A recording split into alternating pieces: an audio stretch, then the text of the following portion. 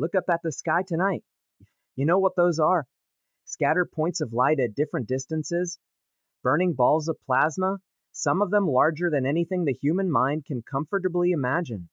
Most of them so far away that the light reaching your eyes left its source before humans had written language. You know this. But for almost all of human history, nobody did. And what ancient humans believed about those lights was not ignorance dressed up as superstition. It was something far stranger and far more human than that. It was the mind doing exactly what minds do, finding patterns, making stories, building meaning out of everything it cannot explain. Let us go back to the very beginning, not to ancient Egypt or ancient Greece, much further, to the people who had no cities, no writing, no telescopes, and no framework of physics. People who looked up at exactly the same sky you see tonight, had to make sense of it with nothing but observation and imagination. What they saw was remarkable, a sky that changed. Some lights stayed in the same positions relative to each other for an entire human lifetime. Others moved, slowly, predictably, in patterns that could be tracked across months and years. A few appeared and disappeared on schedules that, once recognized, could be predicted with precision. And all of them rose in the east and set in the west, following a path that matched the path of the sun. To a mind that had no physics, this was not coincidental. This was the sky doing something, moving with intention, operating under rules that could be learned. This is where the first and most universal ancient belief about stars comes from. Across cultures with no contact with each other, across every inhabited continent, the earliest, recorded and inferred beliefs about stars share one thing. The stars were alive, not metaphorically, not symbolically, literally alive. They moved, they changed.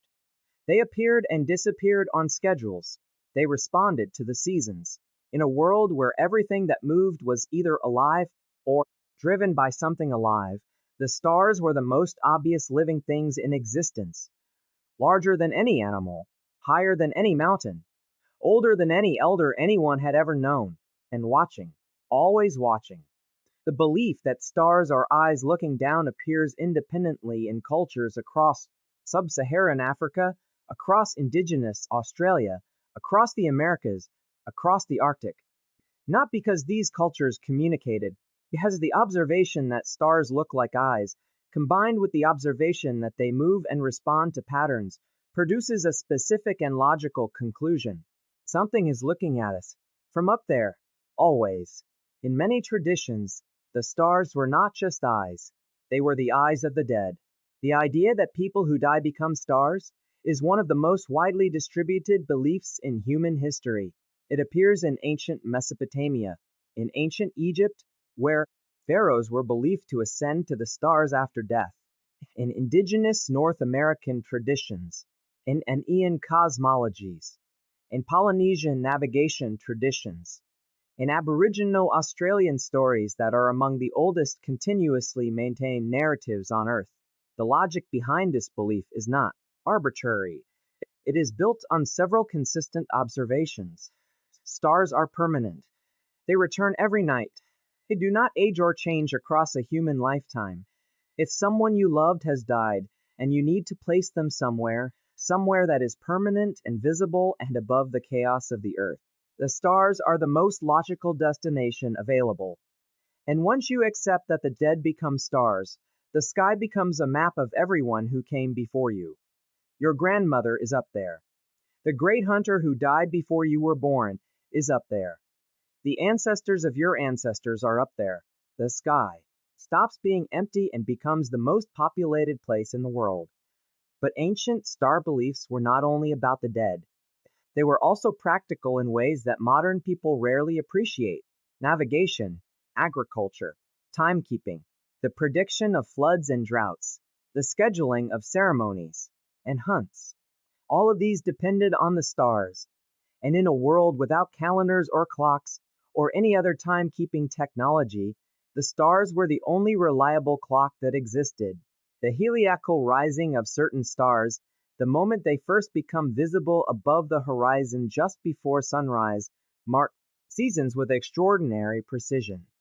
The ancient Egyptians tracked the rising of Sirius because it preceded the flooding of the Nile by a reliable number of days. The flooding of the Nile was the agricultural event that everything else in Egyptian civilization depended on. Knowing it was coming was not a luxury, it was survival. And the star told them, reliably, every year for thousands of years. This is part of why the ancient Egyptians treated Sirius as divine. Not because they were naive, because the star was genuinely useful in ways that nothing else in their world could match. When something reliably tells you when to plant, when to expect the flood, when to prepare, when to move, it earns a different kind of status than things that do not. Divinity was not the ancient word for stupidity. His was the ancient word for this particular kind of reliable, predictable, life-sustaining usefulness. The same logic applies to the Pleiades, the cluster of stars that appears in the beliefs of cultures on every inhabited continent.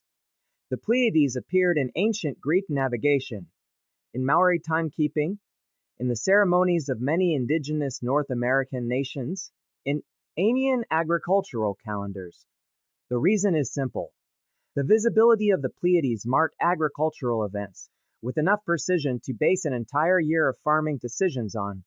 When they rose at a specific time, it was time to plant.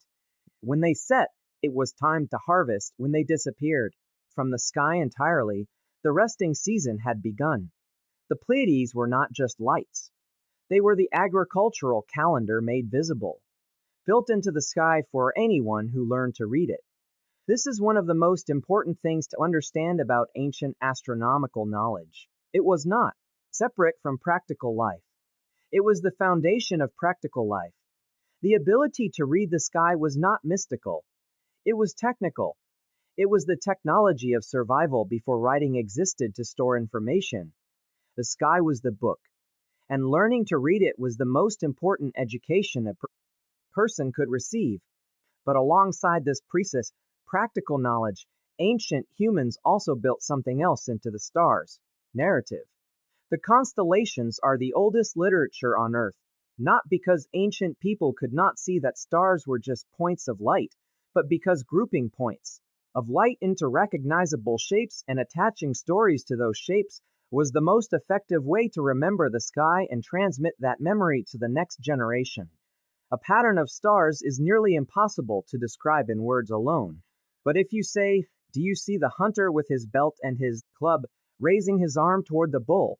the image locks into memory. And with the image comes all the information attached to it. When the hunter rises in winter, what the hunter's position means for navigation, what the hunter's visibility predicted about the weather. The story was not decoration on top of the information. The story was the information storage system. It was how you remembered which stars mattered, when they appeared, and what their appearance meant. Across generations, they had no other way to write it down. The constellations of different cultures were often completely different. The same stars grouped differently. The same sky telling different stories. Not because one culture was right and others were wrong, but because the groupings were tools. Tools designed to make the sky memorable for the specific knowledge a specific culture needed to survive in a specific environment. The Polynesians, navigating open ocean, saw different stars as meaningful than the Mesopotamians, tracking agricultural seasons in a river valley, because different stars mattered for different tasks. And the sky was large enough to serve all of them. What changed everything was the telescope. Not just because it showed what stars actually were, but because it made the human eye inadequate. For the first time in history, a tool could see more than the unaided human could see. And what it revealed shattered the framework that every previous understanding of the sky had been built on. The stars were not on a dome above the Earth. They were scattered through a space that had no edges humans could detect. The distance between them was not the distance between lights on a ceiling. It was the distance between islands in an ocean so large it had no far shore. And the lights themselves were not lights. They were furnaces, doing the same thing the sun did, burning with the same fire, which meant the sun was a star, and the stars were all suns, which meant that what humans had seen as the sky was actually a sample of the same universe they were already inside. This was not a small revision. It was the dismantling of a framework that had held for as long as humans had been looking up, and the replacement of it with something so large, so old, and so indifferent that even today, most people cannot fully hold it in their minds for long before it becomes too much. The ancient answers were wrong, but they were not stupid. They were the best available answers built from the best available tools. And they gave ancient humans something that the correct answer almost never provides. A sky full of meaning, hay full of family, full of stories that explained where the group came from, where the dead had gone, when to plant and when to harvest and when to move. The stars were not just lights to ancient humans. They were the ceiling of the world, and they had written on it everything worth remembering. Drop a comment and tell me which part of this surprised you the most. And make sure you are subscribed, because next time we are going somewhere even stranger than this.